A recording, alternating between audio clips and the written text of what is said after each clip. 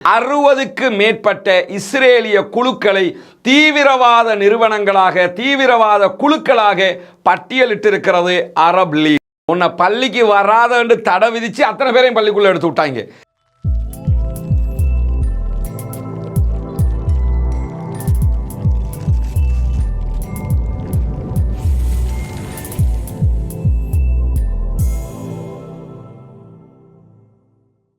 Hi friends, welcome back to SJ Tamil Nadu செய்திகள் and நான் உங்கள் SJ.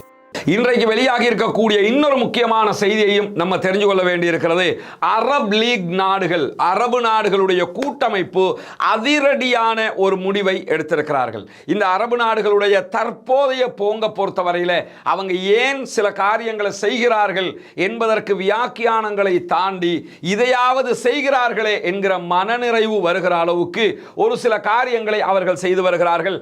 அரபு நாடுகளுடைய கூட்டமைப்பாக இருக்கிற அரப் லீக் சார்பாக மிக முக்கியமான அறிவிப்பாக என்ன அறிவிச்சிருக்கிறாங்கன்னு கேட்டா, 60க்கு மேற்பட்ட இஸ்ரேலிய குழுக்களை தீவிரவாத நிறுவனங்களாக தீவிரவாத குழுக்களாக பட்டியலிட்டிருக்கிறது அரப் லீக், அரபு நாடுகளுடைய கூட்டமைப்பு என்கிற செய்தி வெளியாகி இருக்கிறது.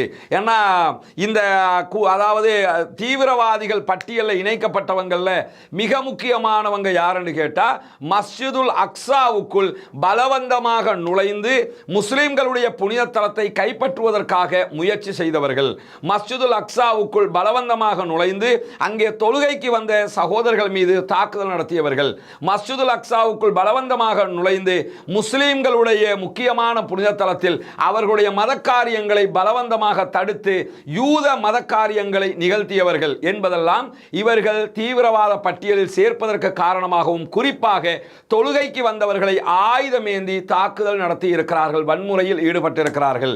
தொழ வந்த சகோதரர்கள் எந்த விதமான ஆயுதமும் இல்லாம பள்ளிக்கு அவங்க தொழுகைக்கு தான் வந்தாங்க. வந்தவங்களை குடியேறிகள் என்று சொல்லக்கூடியவர்கள் என்ன செஞ்சாங்கன்னா, அவங்க இராணுவமாக இருக்க மாட்டாங்க, ஒவ்வொரு இயக்கமாக இருப்பாங்க. அந்த இயக்கங்கள் உள்ளே நுழைந்து தொழுகைக்கு வந்தவர்களை தொலைவிடாமல் தடுத்து தாக்குதல் நடத்திய காரணத்தினால கிட்டத்தட்ட 60க்கு மேற்பட்ட இயக்கங்களை தீவிரவாத இயக்கங்களாக பட்டியலிட்டிருக்கிறது அரபு லீக். இதுல என்ன நடந்துட போகுது என்கிற ஒரு கேள்வி இருக்கும்ல. அரபு லீகுடைய தீவிரவாத பட்டியலில் எந்த இயக்கங்கள் வந்திருக்கிறதோ, அரபு லீகுடைய தீவிரவாத பட்டியலில் எந்த இயக்கத்தை சேர்ந்த நபர்கள் வந்திருக்கிறார்களோ அவர்கள் எந்த ஒரு அரபு நாட்டுக்குள்ளும் எக்காரணம் கொண்டும் எந்த விதமான காரணங்களுக்காகவும் உள்ளே நுழைய முடியாது. பெரிய ரொம்ப முக்கியமானவங்களாக இருப்பாங்க, ஒவ்வொரு காரியங்கள் இருக்கும், அவங்களுக்கு அரபு நாடுகளில் இருக்கக்கூடிய யூதர்கள் பணம் அனுப்ப வேண்டி வரும், வேறு அப்படி 1000 தொடர்புகள் ஒவ்வொரு நாடுகளிலையும் இருக்கும். எந்த அரபு நாட்டுக்குள்ளும் அந்த இயக்கங்கள் செயல்பட முடியாது, எந்த அரபு நாடுகளுக்குள்ளும் அந்த இயக்கங்களுடைய பேங்க் அக்கவுண்ட்களை ரன் பண்ண முடியாது, எந்த அரபு நாடுகளுக்குள்ளும் அந்த இயக்க சேர்ந்தவர்கள் நுழைய முடியாது, அவர்களுக்கு விசா தடுக்கப்படும். இப்படி பலவிதமான கெடுபிடிகள் அவர்களுக்கு வருவதற்கு வாய்ப்பு இருக்கிறது. அரபு லீக் இப்படி ஒரு முடிவு எடுத்துட்டாங்கன்னா பெரும்பாலும் ஆப்பிரிக்காவினுடைய கூட்டமைப்பும் இந்த அரபு லீகினுடைய இந்த முடிவை பின்பற்றுவதற்கான வாய்ப்புகள் அதிகமாக இருக்கிறது. அப்படி நடந்துவிட்டால் ஆப்பிரிக்காவினுடைய நாடுகளுக்குள்ளும் அந்த இயக்கங்கள் செயல்பட முடியாது, அவர்களை சார்ந்தவர்கள் நுழைய முடியாது, பண பரிவர்த்தனைகளை செய்ய முடியாது என்கிற மிக முக்கியமான கட்டுப்பாடுகள் வந்துவிடும். உண்மையில் ஒரு தைரியமான முதுகெலும்புள்ள ஒரு முடிவை அரபு லீக் நாடுகள் எடுத்திருக்கிறது என்பதிலே எவ்வித மாற்று கருத்துமில்லை. அது மட்டுமல்லாமல் 22க்கு மேற்பட்ட இண்டிவிஜுவல்ஸ், தனி மனிதர்கள் மீது கடுமையான தடைகளை விதித்திருக்கிறது அரபு லீக். முக்கியமான 22 பேரை போட்டு இந்த 22 பேரையும் தடை செய்கிற பட்டியலில் இணைக்கிறோம், தனி மனிதர்களாக அவர்களையும் தடை பட்டியலுக்குள் கொண்டு வந்திருக்கிறது அரபு லீக். அந்த 22 பேரும் தனி மனிதர்களாக அந்த இயக்கங்களுக்கு வரக்கூடிய அத்தனை தடைகளையும் எதிர்கொள்வார்கள். இதை மாத்திரம் அரபு லீக் செய்யாம அரபு லீகினுடைய தலைவர் இறுதியாக சொல்லி இருக்கக்கூடிய அறிக்கை என்னன்னு கேட்டா, ரஃபா மீதான தாக்குதலை இஸ்ரேல் ஆரம்பித்தால் அதுதான் இஸ்ரேலுக்கும் அரபு நாடுகளுக்குமான கடைசியும் முதலுமான பேச்சுவார்த்தையினுடைய முடிவு கட்டமாக மாறிவிடும். அதற்கு பிறகு அரபு நாடுகள் எந்த காலத்திலும் எக்காரணம் கொண்டும் உங்களோடு தொடர்பு கொள்ள வாய்ப்பில்லை என்கிற பாரிய எச்சரிக்கை ஒன்றை அவர் அரப் லீக் சார்பாக இஸ்ரேலுக்கு விடுத்திருக்கிறார். நீங்க ரஃபாவை தாக்கினீங்கன்னு சொன்னா கண்டிப்பாக அரப் லீக் நாடுகள் உங்களை தனிமைப்படுத்தும். ஏன்னா அரபு லீக்காக ஒரு முடிவு எடுத்துட்டாங்கன்னு சொன்னா தனித்தனியாக UAE அந்த நாடு இந்த நாடுன்னு சொல்லி என்ன செய்ய முடியாதுன்னா இஸ்ரேலோட தொடர்பு வைக்க முடியாது. மொத்தமாக அரபு தேசத்தில் இருக்கக்கூடிய நாடுகளை 100% பகைத்து கொண்டதாக மாறிவிடும். அது மட்டுமல்லாமல் உடனடியாக இந்த ஜெனசைட்டை நிறுத்துங்க என்கிற கோரிக்கையையும் அரபு நாடுகளுடைய அரபு லீக் இன்றைக்கு பகிரங்கமாக விடுத்திருக்கிறது.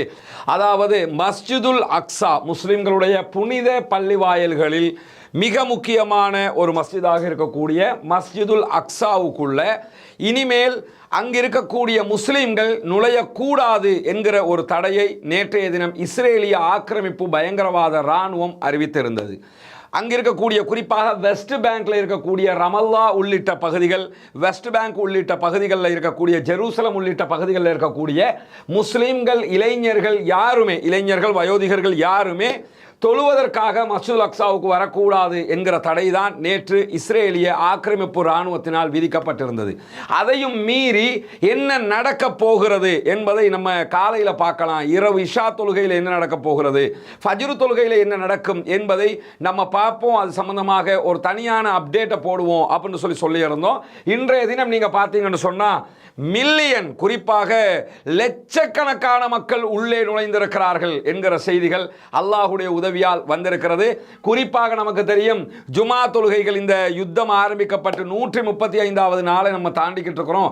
இத்தனை நாட்களில் ஜும்மா தொழுகைகளுக்கு ஆரம்பத்தில் 4000 பேர் 5000 பேர் என்று அனுமதிக்கப்பட்டார்கள். பின் நாட்களில் அதையும் மீறி 25,000 வரைக்கும் மக்கள் உள்ளே நுழைந்த செய்திகளை தான் நம்ம பார்த்துக்கிட்டு இருந்தோம். ஆனால் இன்றைக்கு ஜும்மாவை மிஞ்சி ஃபஜ்ரு தொழுகைக்கு லட்சக்கணக்கான மக்கள் உள்ளே நுழைந்திருக்கிறார்கள் என்கிற மகிழ்ச்சிகரமான செய்திகள் வெளியாகி இருக்கிறது. அதாவது சொல்லுவோம்ல, போடா அப்படின்னு சொல்லி தூக்கி வீசிட்டு போவாங்கல்ல, உன் பேச்சை நான் கேட்கணுமா, நீ யாரா எனக்கு சொல்றதுக்குங்கிற மாதிரி வெஸ்ட் பேங்க்ல இருக்கக்கூடிய இஸ்லாமிய சகோதரர்கள் புனித மஸ்ஜிதுல் அக்ஸாவுக்குள் நுழைவதற்காக எவனுடைய அனுமதியும் எங்களுக்கு தேவையில்லை, இது எங்களுடைய பள்ளிவாயல், எங்களுடைய புனித தலம், நாங்கள் நுழைவதை எவனும் தடுக்க முடியாது, எந்த மிருகமும் தடுக்க முடியாது என்பதை திட்டத்தெளிவாக அறிவித்திருக்கிறார்கள். ஒவ்வொரு பகுதி வாசலையும் நீங்க பாருங்க, அத்தனை வாசல்களாலும் மக்கள் நுழைந்து கொண்டிருக்கக்கூடிய காட்சிகளை தான் நீங்க பார்க்க முடியும். பல வாயில்கள் மஸ்ஜிதுல் அக்ஸாவுக்கு இருக்கிறது, எப்படி ஹரம் ஷரீஃபுக்கு இருக்கிறதோ, மக்கா முக்கர்ரமாவுக்கு இருக்கிறதோ, மதீனாவில் மஸ்ஜிது நபவிக்கு பல வாயில்கள் எப்படி இருக்கிறதோ, அதுபோன்று பல வாசல்களை கொண்டதாக அந்த மஸ்ஜிதுல் அக்ஸாவுடைய வளாகம் இருக்கிறது. அந்த வளாகத்துக்குள்ள மக்கள் நுழையக்கூடிய காட்சியை தான் நீங்க இதை பார்க்குறீங்க. எப்படியெல்லாம் நுழையிறாங்கன்னு பாருங்க. போராட்டம் நடத்தி கொண்டு ஒருவரை தூக்கி வைத்துக் கொண்டிருக்கிறார்கள், அவர் சத்தம் போட்டுக்கொண்டு உள்ளே நுழைகிறார். இப்படி லட்சக்கணக்கான மக்கள் எல்லா பகுதிகளாலும் உள்ளே நுழைந்திருக்கக்கூடிய செய்திகள் இன்றைக்கு பதிவாகி இருக்கிறது. அல்லாஹ்வினுடைய உதவியில பள்ளி வாயிலுக்குள் நாங்கள் வருவதை எவனும் தடுக்க முடியாது என்று பாருங்க. இது வந்து குப்பத்து சஹ்ராவுடைய குவிமாடம். குப்பத்து சஹ்ரா ஏரியாவுக்குள்ள இவங்க போய்கொண்டிருக்கிறாங்க. மஸ்ஜிதுல் அக்ஸா என்கிற மெயின் மஸ்ஜிதுல் அக்ஸா எதுங்கிற தனியான ஒரு சாப்டர் இருக்குது. இது நம்ம புரிஞ்சுக்கிறதுக்காக எல்லாரும் மஸ்ஜிதுல் அக்ஸான்னு நம்ம புரிஞ்சு வச்சிருக்கோம். அந்த அடிப்படையில் நான் சொல்லிக்கிட்டு இருக்கிறேன். இது குப்பத்து சஹ்ரா, இது மஸ்ஜிதுல் அக்ஸா அல்ல. இந்த வளாக மஸ்ஜிதுல் அக்ஸா ஒரு தனி பகுதியாக இருக்கிறது. இந்த குப்பத்து சஹ்ரா ஏரியாவுக்குள்ள மக்கள் நுழையிறதை நீங்க பார்க்க முடியும். முழுவதுமாக ஃபஜ்ரு தொழுகைக்கு இவங்க வந்துகிட்டு இருக்காங்க. மற்ற தொழுகைகளுக்கு வர்றாங்க, லுகருக்கு வந்தாங்க, அசருக்கு வந்தாங்க, மக்ரிபுக்கு வந்தாங்கங்கிறத தாண்டி ஃபஜ்ரு தொழுகைக்கு விழித்திருந்து அதற்காக ப்ரிப்பேர் ஆகி அதற்காக மக்களை திரட்டி லட்சக்கணக்கான மக்கள் உள்ளே நுழைந்திருக்கிறார்கள். இளைஞர் அத்தனை பேரையும் பாருங்க, போன்ல லைவ் போட்டுக்கிட்டே வர்றாங்க. அத்தனை பேரும் போன்ல டெலிகாஸ்ட் பண்ணிக்கிட்டு வர்றாங்க. நாங்க உள்ள நுழையிறோம், உன்னால முடிஞ்சதை பார்த்துக்கடா அப்படின்னு சொல்லிட்டு உள்ளே நுழைந்திருக்கக்கூடிய காட்சி முழுவதுமாக பதிவு செய்யப்பட்டிருக்கிறது. எல்லா ஒவ்வொரு கேட்டையும் இதில் காட்டிக்கிட்டு இருக்கிறாங்க. ஒவ்வொரு கேட்டாலையும் பாருங்க எப்படி மக்கள் நுழைகிறார்கள் என்பதை நீங்க பார்க்க முடியும். இருட்டாக இருந்தாலும் அந்த போன் வெளிச்சங்களுக்குள்ள அவங்க நுழைகிற காட்சியை பார்க்க முடியும். சில பேர் இதுக்குள்ள அதாவது அங்க இருக்கக்கூடிய போராளி குழுக்களுடைய கொடிகளையும் அவர்கள் தூக்கி கொண்டு வருகிறார்கள் என்கிற காட்சிகள் பதிவு செய்யப்பட்டிருக்கிறது.